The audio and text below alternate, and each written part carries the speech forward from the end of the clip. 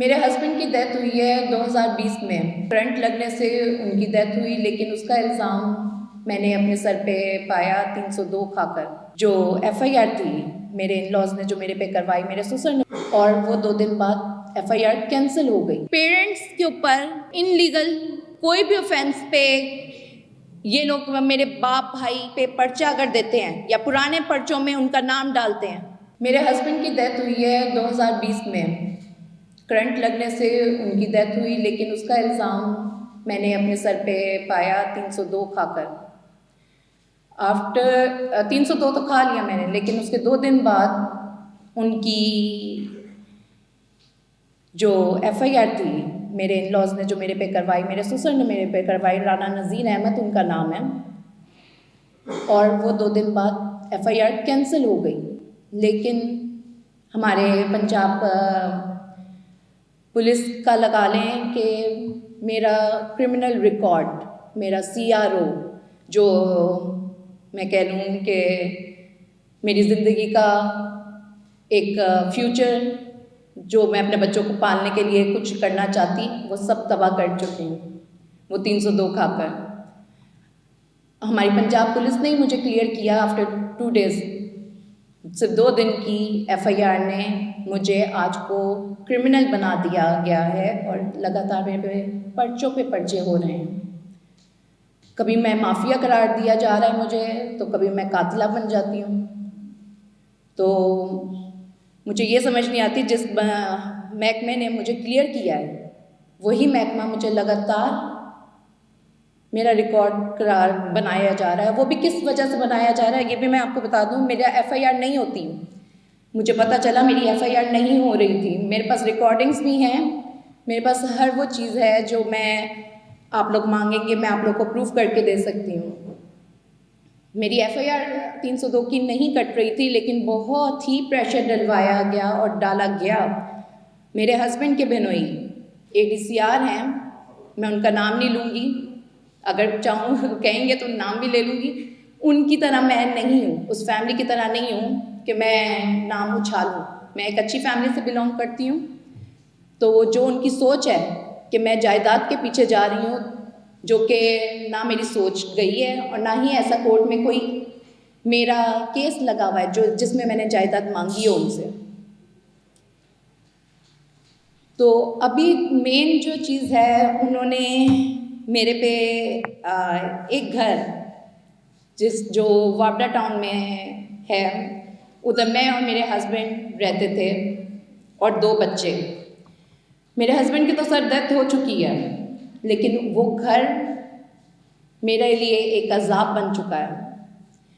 Court case मैं जीत चुकी हूँ, इनलीगल डिस्पोजेशन का केस मेरे ज़ात पे हो गया, हर वो चीज़ हो गई जो कि नहीं होनी चाहिए थी, वो लगातार मैं फेस करती आ रही हूँ। मैं भी एक आम शहरी हूँ, एक आम औरत हूँ, मैं कोई बदमाश या कोई मर्द ज़ात नहीं हूँ जो इतनी चीज़ें फेस करे अपने साथ। एक लिमिट जब आउट हो जाती है किसी भी इंसान की, तो वो कुछ भी कर सकता है।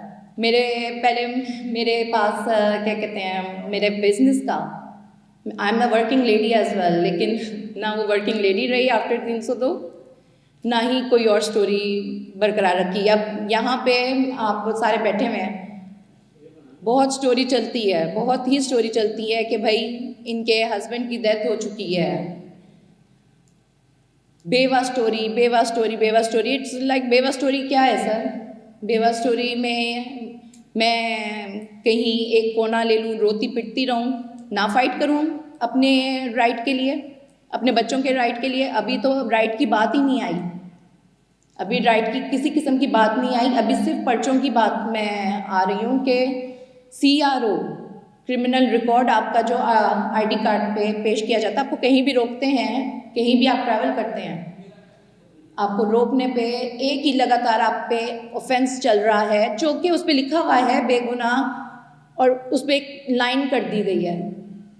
उस लाइन का क्या फ़ायदा जब आपको फिर भी रोक के हर इमिग्रेशन पे रोका जा रहा है, हर एग्रीमेंट किसी के कंपनी के साथ हो रहा है हमारा, तो उसमें तंग किया जा रहा है कि oh she is a criminal. It's a very painful thing कि एक ना चाहते हुए भी एक क्रिमिनल में नाम आ रहा है, जो कि मैं बार बार कहूँगी कि मैं एक उस फैमिली से बिलोंग करती हूँ जिसके ख़ानदान के अंदर किसी मर्द ज़ात पे भी FIR नहीं कटी। मैं पहली खातून अपने पूरे ख़ानदान का रिकॉर्ड मैंने कायम कर दिया है कि पूरे ख़ानदान के अंदर एक किसी के पास भी FIR होती, या मेरे भाई पे या मेरे बाप पे या मेरे कोई चाचा ताया किसी एक ज़ात पे होती, किसी लड़के पे होती, तो मैं मानती कि हाँ मैं क्रिमिनल हूँ। I am not. मुझे क्रिमिनल बनाया जा रहा है, लगातार मेरे पे पर्चे फेंके जा रहे हैं, मुझे माफिया करार दिया जा रहा है। क्यों किया जा रहा है? सिर्फ एक घर के पीछे। मेरा मरियम नवाज से एक क्वेश्चन है कि अगर एक लेडी, आपके होते हुए एक लेडी ये चीज़ें फेस करे, मैम, तो मैं क्या इस पे कहूँ कि हमारी जो वज़ीर आला हमारी एक लेडी है। अगर अपना हक मांगने पे मुझे FIR मिलती है तो कोई आज के बाद हक ना मांगे अपना भी और अपने बच्चों का भी, बेशक वो मेल हो या फीमेल हो, हक ना मांगे, उसको FIR मिलेगी। उसके बाद मुझे माफिया की मिली, कब्ज़ा माफिया की, कि मैं घरों में कब्ज़ा करती हूँ लोगों के। ये FIR मेरे पे किसी और लोगों के थ्रू करवाई जाती हैं, और जब वो मेरे सामने आते हैं, एक होता है 2-3 औरतों के थ्रू ये FIR हुई है मेरे पे। आई डोंट नो उनके दिल में रहम आया या उनका क्या सीन था, उन्होंने आके इन फ्रंट ऑफ जज कह दिया ये तो हमारी मुलजिम ही नहीं है। जब मैंने उनसे बात की कि आपने अल्लाह को हाजिर नाजिर रख के बात करनी है। सर, मैंने मरीम नवाज को ब्लेम नहीं किया, मैंने ब्लेम बिल्कुल भी नहीं किया। सर वो इस वक्त मेरे ख्याल से सर वो सब कुछ चला रही हैं, वो इस वक्त हर चीज़ वो कर रही हैं। औरतों का उन्होंने एक अलग से पुलिस स्टेशन तक कायम कर रही हैं, बहुत बड़ा। और आई एम रियली हैप्पी कि एक औरतों के लिए सब कुछ हो रहा है। लेकिन बात सिर्फ इतनी है, कोई भी एक अच्छे ख़ानदान की, आई एम रियली सॉरी, इसमें कोई ये नहीं है। मैं भी सहाफ़त से मेरा थोड़ा बहुत रह चुका है ताल्लुक़। ये बिल्कुल नहीं कह रही कि हम सहाफ़ी मैं यहाँ पे आके बैठ गई हूँ तो मैं बहुत गंदी औरत हूँ या मेरी बेइज्जती हो गई है। नो, मेरे ख्याल से अपने राइट के लिए मुझे कहीं भी जाना पड़े तो मैं जाऊँगी। मैंने तो ये यहाँ तक बात सुनी है कि अल्लाह भी कहता है कि अपने हक़ के लिए अगर लड़ रहे हो और उसमें आपकी जान चली जाती है तो आप शहीद कहलाओगे। ये मैंने सुना भी है। तो मुझे नहीं लगता कि मेरे पे इस तरह से इतनी हद तक लोग ब्लेम करें और मुझे मेरे नाम के आगे एक सेंटेंस माफिया का छोड़ दें या कातिल का नाम छोड़ दें या किसी और खातून को लाकर मेरे पीछे लगा दिया जाए कि जब तक तुम्हारी सांसें चलेंगी तब तक मैं ये पर्चे करती रहूँगी।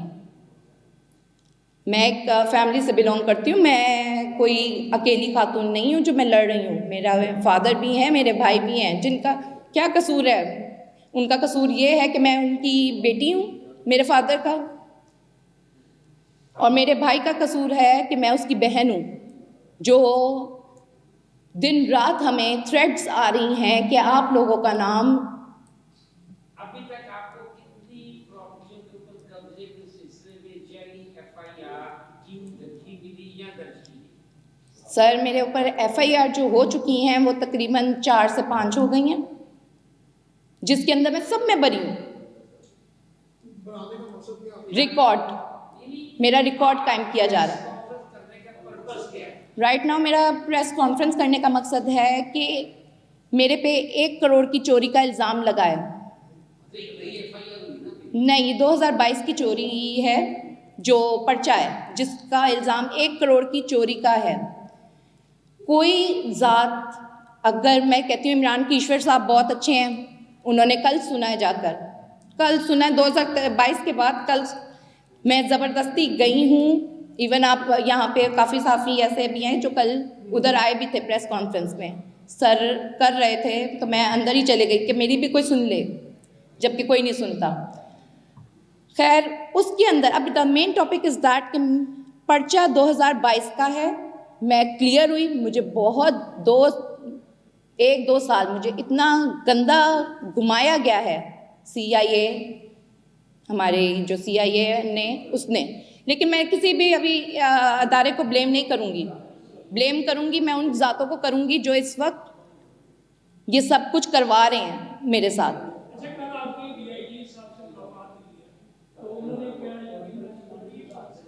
जी सर, उन्होंने मुझे कहा है कि मैं इसको हम सबको बुलाते हैं, हम सबको बुलाते हैं। किसको बुलाते हैं? जो इस केस से रिलेटेड हैं। देखें 1 करोड़ की चोरी डाल तो दी है, क्या मैं AC चोर हूँ? क्या अकेली एक औरत AC उतारेगी जगहों के, जबकि उस औरत को ज़रूरत नहीं है? मुझे ये 2022 की है। Yes sir, this is the main thing. Sir मेरा जितना मेरे इल्म के मुताबिक मेरी ये स्टडी नहीं है ये पुलिस थाने की, लेकिन मैं 5 साल से ये सब कुछ करती देखती आ रही हूँ। मेरे पे केसेस हुए, मैं जाती आती हूँ, तो मेरे इल्म के मुताबिक ततीमा बयान जिसको कहते हैं, ऐसे ही है सर। वो एक बार ही होता है, ठीक। वो एक खातून आई हमारे पास, उन्होंने चूंग थाने के अंदर एक FIR की 3980/2022 पे की है। वो 1 करोड़ की चोरी, जिसके अंदर वो चोरी मुझे जो लग रहा था it seems like a bank. वो बैंक है कि उसके अंदर पता नहीं क्या क्या चीज़ें रखी गई हैं, क्या क्या नहीं। वो उसके अंदर मुझे इश्तिहारी भी करार दिया गया। ये मेरी बेइज्जती है, लेकिन मैं फिर भी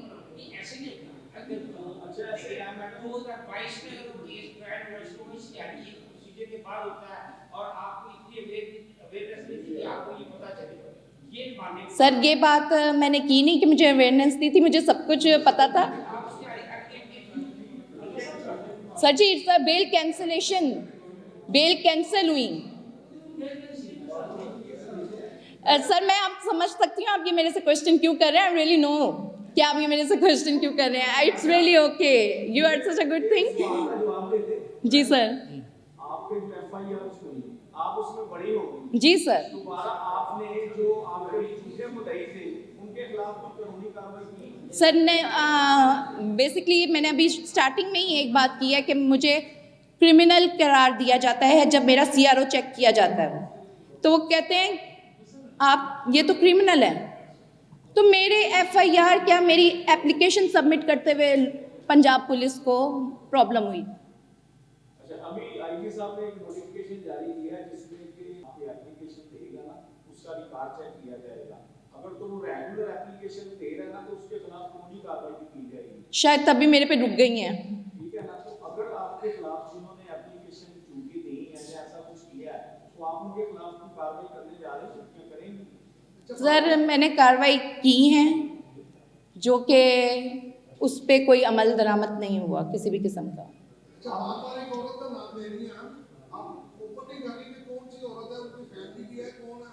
सर मैंने जितना मेरे इल्म में है उस औरत का, वो ADCR जो है मेरे हस्बैंड के बिनोई, वो उनकी फ्रेंड है। आई डोंट नो उनके साथ क्या हुआ है क्या नहीं, लेकिन जितना हुआ है। आपने मुतालबा किया है पंजाब से या वज़ीर आला पंजाब मरियम नवाज साहिबा से, क्या मुतालबा करना चाहती हैं आप? सर मेरा सिर्फ लास्ट ये मैं कहूँगी कि इफ़ अगर ये जायदादों के पीछे मेरे पे FIR हो रही हैं, इफ़ नहीं इट्स कंफर्म थिंग मेरे पे जायदादों के पीछे ये FIR की जा रही हैं कि मैं अपने बच्चों के नाम के आगे से उनके बाप का नाम हटा दूँ, इम्पॉसिबल केस है, मैं नहीं हटाऊँगी। ये हट भी नहीं सकता, अगर पढ़ाई लिखी बात की जाए तो ये हट नहीं सकता। जो आपको थ्रेट कर रहे हैं उनके हवाले से क्या कह रहे हैं?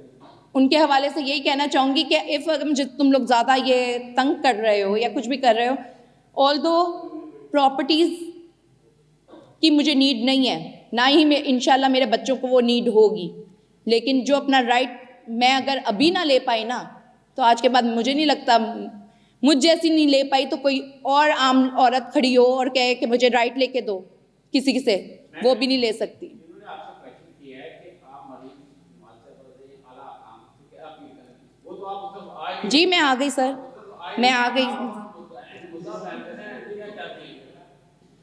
इंसाफ चाहिए आपको। नहीं मुझे इंसाफ नहीं चाहिए सर, 1 मिनट ये यहाँ पे ही मैं स्टॉप करूँगी। सर क्या हो गया, आप नाराज़ हो गए मेरे से? आपने कहा अगर आपने कंपोज करके की थी और ठीक था लेके आपको दिया था तो आप इस तरीके से अपना केस ट्रीट कर सकते हैं। आपके अंदर क्वेश्चन से भी करना चाहिए, आप उनको रोक रही है, ब्रेक लगा रही है। अगर मैं आपकी जगह वहां पे होना तो मैं वो एडीसीआर का नाम ले दूं तो सर एडीसीआर का नाम लेके क्या होगा, उस पर और करप्शन के केसेस हो जाएंगे। एडीसीआर का नाम राना अमजद अली है सर, राना अमजद अली हैं जो इस वक्त 13 करोड़ की करप्शन में शामिल हैं। नैब के केस में राना अमजद अली है नाम उनका है, 13 करोड़ की करप्शन उनके ऊपर हुई हुई है। इस वक्त उनको पैसों की नीड है, जितना मेरे सुनने में आ रहा है उनको पैसों की नीड है, तो वो मेरे घर पे कब्जा करवाने के लिए लोग भेज रहे हैं, रोज की थ्रेट है। Thank you sir. मेरा लास्ट सर सुन जाएं, वो ये है जो मेरे पेरेंट्स के ऊपर अब पुलिस आ रही है इनलीगल कोई भी ऑफेंस पे, ये लोग मेरे बाप भाई पे पर्चा अगर देते हैं या पुराने पर्चों में उनका नाम डालते हैं, तो इस वक्त मीडिया के सामने मैं बैठने का वजह यही है कि आपने कुछ जो आप एंडिंग पे जो आप करना चाहती हैं एक वीडियो को आप चला देंगे यूज कर देंगे मीडिया तो आपको बता दो आपने क्या दिया चला जो आपने इंसाफ किससे चाहती है सर इंसाफ तो पाकिस्तान में मिलता ही नहीं है मीडिया से इंसाफ चाहती है या अलग काम में जाती है? सर मैं दोनों से चाहती हूँ कि दोनों मेरा साथ दें। मैं मरीम नवाज से भी यही कहूँगी कि आई एम द लेडी, वो भी लेडी हैं, मैं अपने बच्चों के लिए फ़ाइट कर रही हूँ, अपने लिए फ़ाइट कर रही हूँ, और जो मेरे पे ये इल्ज़ामात हैं उनको देखा जाए ये नाजायज़ लग रहे हैं। ये अगर कहीं भी साबित हुए होते तो मैं आज को इधर ना बैठती। तो मेरी अपील यही है कि मेरे बाप भाई माँ भाभी और मेरे छोटे जो बच्चे हैं उनकी जान बख्शी जाए, उनके ऊपर कोई एफआईआर ऐसी ना दी जाए जो किसी भी ज़ात को नुकसान हो। मेरे फादर एक शरीफ इंसान है, कोई भी शरीफ इंसान बर्दाश्त नहीं कर सकता ये एफआईआर्स।